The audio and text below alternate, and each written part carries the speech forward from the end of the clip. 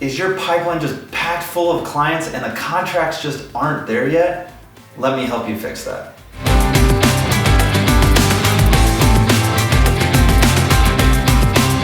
Hi, I'm Keith. I'm the co-owner of the KP Elite Real Estate team here at eXp Realty. Today's video, I'm so excited to bring you a really important training that has helped a ton of the agents on our team have so much more success with their database and actually distributing a lot of the things that they have that keep them so occupied and so busy, and they're just spinning their wheels over and over and over again. I got something for you that I think you're really gonna like today. I'm gonna give you a list of 7 items, and those 7 items are gonna help you develop what we like to call our hot list of clientele. When you build this hot list, you're gonna be able to really put together the actual people that need to be in contract as they come.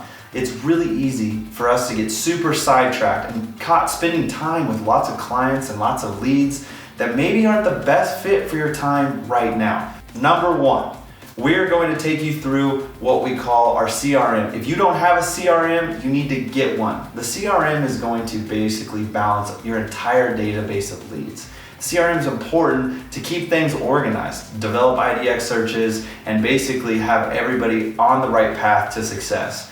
Now, CRM is where you keep all of your leads. Every single person you know, including your personal sphere, anything that's referral based or anything generated whatsoever. But that's a lot to handle. You could have 200, 300, maybe more leads in one CRM database. Who do you focus on? How do you really isolate what that looks like? The key is what we call our hot list, and that's what we're gonna start with now. So get a CRM, put everybody in there, that's number 1.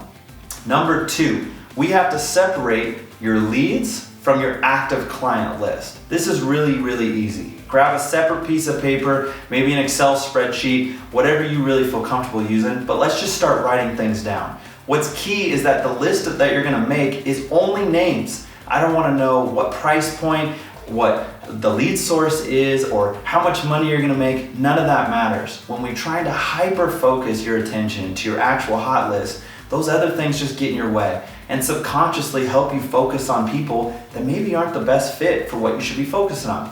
So number 1, get that CRM. Number 2, we need to get that active versus leads list so that we're only focusing on your active client list.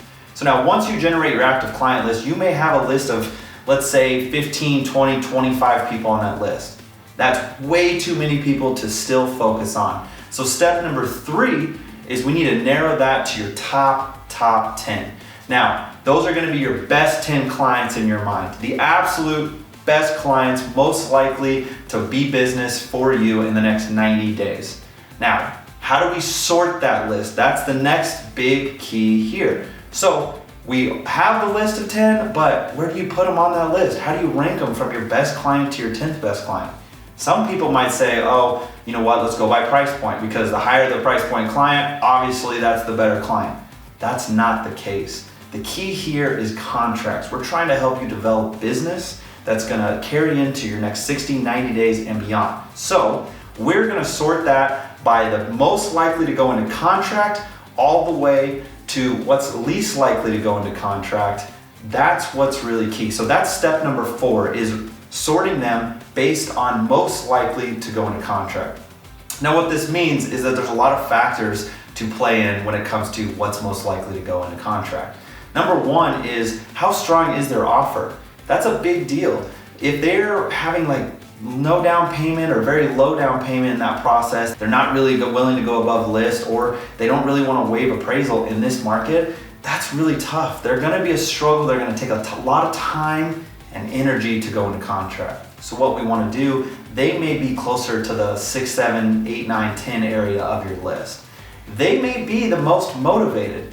They might want to go see houses every single day, and they might have wanted to be in a house yesterday. However, if you can really honestly say they're the least likely to go into contract compared to your other 10, you need to probably move them way down the list, no matter what the price point is. That's why we don't list all those other items. We need to focus on what's the quickest to go into contract.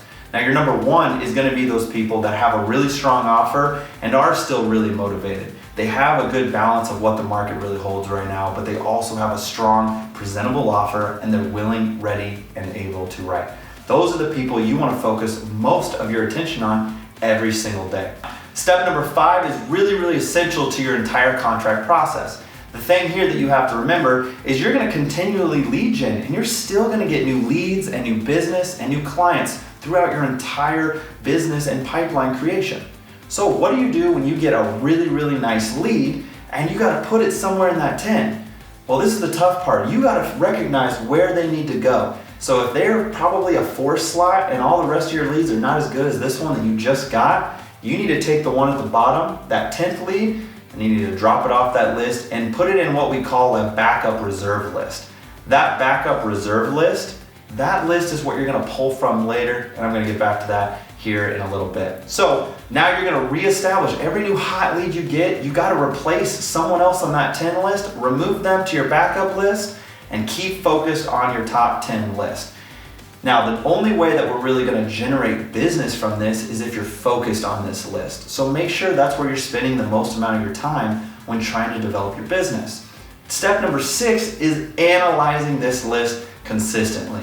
So what that means is every day, probably twice a day, maybe even 3 times a day, I have this list out. I'm focusing on this list and I'm going name by name, starting with number 1, working my way down the list. I'm pulling up properties. I'm looking outside the box for solutions, like looking at expireds, cancels, temporarily off market, maybe reaching out to other agents, and I'm trying to figure out how do I get number 1 in contract? Because in my mind, as soon as I get number 1 in contract, I can continue to work on the rest of those people. That's the mindset you need to have with this, which leads me into number 7, our final step, is how do we cycle through it quickly? Well, the key is focus on those contracts, and once you get a contract from that list, next man up. Go to your backup list, grab another lead, put it where it needs to be on that top 10 list. Most likely it'll be in the 10th spot if you're doing it correctly. And you'll continue to do this process over and over and over again.